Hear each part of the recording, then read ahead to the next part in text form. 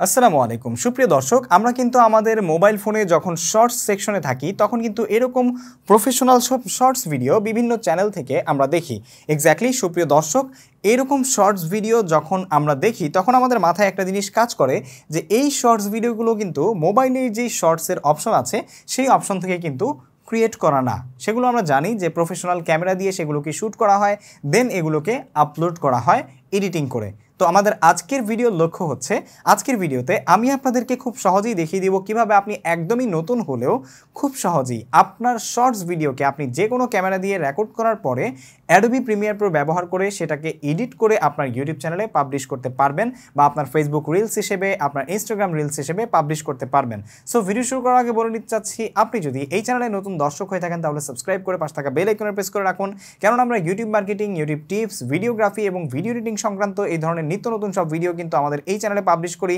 সুতরাং আপনি যদি পরবর্তীতে এরকম দুর্দান্ত সব ভিডিও পেতে চান তাহলে অবশ্যই চ্যানেল সাবস্ক্রাইব করতে ভুলবেন না এবং ফেসবুক পেজ থেকে আমাদের ভিডিও দেখে থাকলে অবশ্যই লাইক কমেন্ট শেয়ার এবং ফলো করতে ভুলবেন না সো লেটস গেট স্টার্টেড ওকে তো আমরা অ্যাডোবি প্রিমিয়ার প্রো 2023 যেটা সেটা ব্যবহার করছি ভার্সন আপনি যে কোনো ভার্সনে একই সিস্টেমে করতে পারবেন তো প্রিমিয়ার প্রো প্রজেক্ট ওপেন করার পরে আমাদেরকে নতুন সিকোয়েন্স নেওয়ার জন্য সরাসরি এখান থেকে নিউ থেকে সিকোয়েন্সে এসে আমরা ক্রিয়েট করতে পারি সিকোয়েন্স অথবা এইখান থেকে এসে আমরা নিউ আইটেমে গিয়েও সিকোয়েন্স নিতে পারি অথবা কন্ট্রোল এন দিয়েও কিন্তু আমরা নিউ সিকোয়েন্সের অপশনটা অন করতে পারি তো সিকোয়েন্সের নাম আমরা দিয়ে দিচ্ছি শর্টস দেন এখান থেকে আমাদের ডিজিটাল এসএলআর 1080p 24 fps যেটা সেটা সিলেক্ট করলাম দেন এখান থেকে এসে আমরা সেটিংস অপশনে গিয়ে 16:9টাকে আমরা উল্টে দিয়ে 9:16 করে দিব তার মানে 1080 1920 এটা করে দিব ঠিক আছে দেন ওকে দিয়ে দিব আমাদের সিকোয়েন্স অলরেডি দাঁড়িয়ে গেছে তো এই হচ্ছে আমাদের সিকোয়েন্সের যে ফ্রেম সেই ফ্রেমটা ঠিক আছে তো এখন আমরা আমাদের যে ফাইলটা আসলে এডিটিং করব সেই ফাইলটাকে এখান থেকে আপলোড করব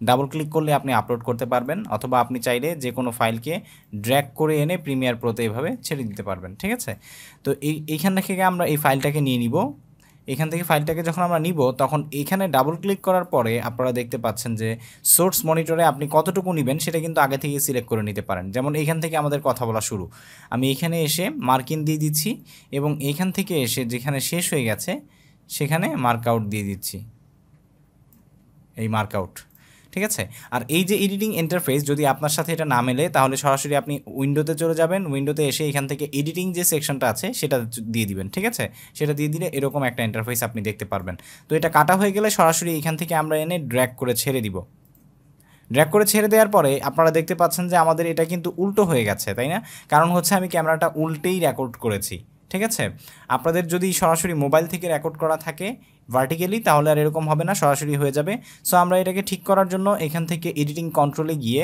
আমাদের যে আসলে রোটেশন আছে সেটাকে আমরা 90 করে দিব ঠিক আছে 90 করে দিলে দেখতে পাচ্ছেন যে আমাদের রোটেশন কমপ্লিট এবার এটাকে আমরা ফিট করে নিচ্ছি আমাদের ফ্রেমের সাথে এখান থেকে স্কেলটা বাড়িয়ে দিয়েছি 101-এ আপনি 100 দিলেই কিন্তু স্কেলটা হয়ে গেল বাট আমরা একটু বড় করে নিচ্ছি যাতে করে দুই পাশে আমরা কম বেশি করে নিতে পারি ঠিক আছে এক পাশে আমাদের বেশি হয়ে গেছে এক পাশে কম হয়ে গেছে সেই জন্য আমরা এক পাশে কমিয়ে নিচ্ছি যতটুকু দরকার ততটুকু স্কেল এবং পজিশন থেকে কমিয়ে নিচ্ছি ঠিক আছে ওকে তো আমরা ধরে নিচ্ছি যে এইটুকুই আমাদের জন্য মোর দ্যান এনাফ অথবা আপনি যদি স্কেল এডিটিং করতে না চান তাহলে না করলেও কোনো প্রবলেম নেই সেটা কোনো মূল বিষয় না ঠিক আছে সো আমাদের দেখতে পাচ্ছেন যে এখন কিন্তু শর্টসের ফ্রেম রেডি হয়ে গেছে তো আমরা যদি একটু শুনি এটা কি বলছে এছাড়া ই-পাসপোর্টের আবেদন করা একদমই সহজ প্রথমেই চলে যাবেন epassport.gov.bd তো এখানে আপনারা দেখতে পাচ্ছেন যে আমি যে কথা বলেছি সেখানে প্রথমে আমি যে যখন কথাটা বলবো প্রথমে তখন আমি একটা স্টেপ নাম্বার 1 দিব ঠিক আছে তো এই এডিটিংটা আমি কিভাবে করব সেটা আপনাদেরকে দেখাচ্ছি একদমই সহজ এখানে স্টেপ 1-এর এখানে এসে আমি একটা ভিডিও আসলে কপিরাইট ফ্রি ডাউনলোড করে রেখেছি এটাকে সরাসরি ড্র্যাগ করে আমার প্রজেক্টে নিয়ে ছাড়বো এবং এখান থেকে এনে এটাকে এখানে ছেড়ে দিব আপনারা দেখতে পাচ্ছেন যে এখানে কিন্তু মানে ওই ভিডিওটা চলে এসেছে তো আমরা এখানে স্টেপ 1 দেওয়ার জন্য এটা এনেছি এখানে এইটুকু রাখলাম রেখে এই জায়গায় আমরা এখান থেকে আসলে টেক্সট আইকন নিব টেক্সট আইকন নিয়ে এখানে লিখব স্টেপ 1 তো এটাকে এখান থেকে টেক্সটের আইকন থেকে এসে আমরা বোল্ড করে দিচ্ছি আপনি চাইলে এখান থেকে আসলে ফন্টস চেঞ্জ করে নিতে পারেন যদি আপনার ফন্ট চেঞ্জ করার প্রয়োজন হয় সো আমি ফন্ট চেঞ্জ করছি না জাস্ট আপনাদেরকে দেখাচ্ছি ঠিক আছে দেন এটাকে আমরা একটু বড় করে নিচ্ছি বড় করে মাঝখানে দিচ্ছি আপনি চাইলে কালারও চেঞ্জ করতে পারেন এখান থেকে এসে টেক্সট সেটআপে গিয়ে এখান থেকে কালার যদি আপনার পছন্দ যেটা সেটা যদি আপনি দিতে চান দিতে পারেন, নো প্রবলেম। ঠিক আছে, তো এইভাবে আমরা কালার চেঞ্জ করে নিচ্ছি। তো কালার চেঞ্জ করে এটাকে আমি একদম সরাসরি আমাদের যেই ভিডিওটা আছে সেই ভিডিওর শুরুতে নিয়ে আসলাম, এনে এইটুকু রাখলাম। সো এখন দেখতে পাচ্ছেন যে আমরা যদি ভিডিওটা দেখি, একটু অন করে নিচ্ছি মিউজিক। প্রথমেই চলে যাবেন epassport.gov। ঠিক আছে, তো এটাতে যদি আপনি আসলে আরেকটু আগে নিয়ে আসতে চাই, আমরা এটাকে জুম করে আরেকটু আগে নিয়ে আসলাম এবং এটাতে আমরা আসলে একটা ইফেক্ট অ্যাড করব। ঠিক আছে, সো ইফেক্টটা অ্যাড করার জন্য আমরা চাচ্ছি যে এইখানে আমরা ডিফল্ট যে ইফেক্ট আছে ক্রস ডিজলভ সেটা অ্যাড করব। এখানে দেখতে পাচ্ছেন ক্রস ডিজলভ নামে একটা ইফেক্ট আছে, সেটা এখানেও অ্যাড করে দিলাম, এখানেও অ্যাড করে দিলাম। এটার যেই ডিউরেশন সেটা আমরা 0.3 করে দিচ্ছি। ঠিক আছে, এখানে ক্লিক করলে ডিউরেশন আসবে, ডাবল ক্লিক করলে এটা আমরা 0.3 করে দিচ্ছি এবং সেমটাকে আমরা প্রেস করে কপি করে জাস্ট এখানে পেস্ট করে দিচ্ছি, শুরু এবং শেষ। তো এখন যদি আমরা দোনোটাকে আরেকটু বড় করে দেই তাহলে আপনারা দেখবেন এই যে প্রথমেই চলে যাবেন স্টেপ 1-এ আমরা এটা দেখাচ্ছি, এরপর আবার স্টেপ 2-তে গিয়ে একইভাবে আমরা অন্যগুলো তৈরি করব। তো এখন আমরা চাচ্ছি যে যে কোনো একটা জায়গায় আমরা একটা আসলে শর্টসের উপরে একটা বিরোল অ্যাড করব। সো বিরোল অ্যাড করার জন্য আপনি একইভাবে আপনার যে বিরোলটা আপনি অ্যাড করতে চাচ্ছেন সেই বিরোলটাকে ড্র্যাগ করে এনে ছেড়ে দিবেন। ঠিক আছে, ড্র্যাগ করে এনে ছেড়ে দিলে দেখতে পাচ্ছেন বিরোলটা অ্যাড হয়ে গেছে। ঠিক আছে, তো এই বিরোলটা আমি এইটুকু রাখতে চাচ্ছি, বিরোলটা আমার অ্যাড শেষ। এখন যদি আমি দেখি, এই আপনি যদি আরও বেশি সময় রাখতে চান, ঠিক আছে, তো এভাবে আপনি আসলে বিরোল অ্যাড করতে পারবেন। তো বিরোল অ্যাড করা যখন কমপ্লিট হয়ে যায় তখন আমি যেভাবে আসলে অডিওটা এডিট করি সেটা হচ্ছে এখান থেকে এসে আমি জাস্ট এখানে একটা বেস দিয়ে দিই।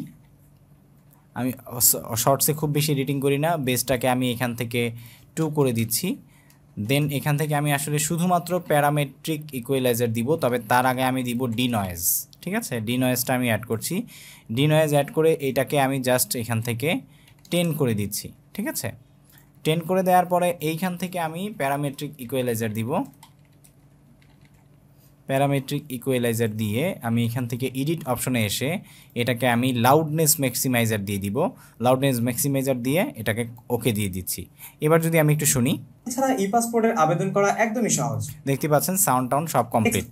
এরপরে যদি আপনি কালার এডিটিং করতে চান সেগুলো ভিন্ন হিসাব। কালার এডিটিংয়ের জন্য আমরা এখান থেকে ক্লিপটাকে ক্লিক করে এখান থেকে কালার সেকশনে চলে যাব। কালার সেকশনে এসে আপনি এখান থেকে অটো কালার দিতে পারেন, তাহলে অটোমেটিক্যালি যে কালারটা আপনার ধরে সেটা আপনি করতে পারেন, অথবা আপনি আপনার মন মতো এখান থেকে কালার কাস্টমাইজ করে নিতে পারেন অ্যাজ ইউর উইশ। ঠিক আছে, যেটা আপনার পছন্দ সেটা আপনি কিন্তু খুব ইজিলি করে নিতে পারেন। ঠিক আছে, এই হচ্ছে কালার এডিটিং।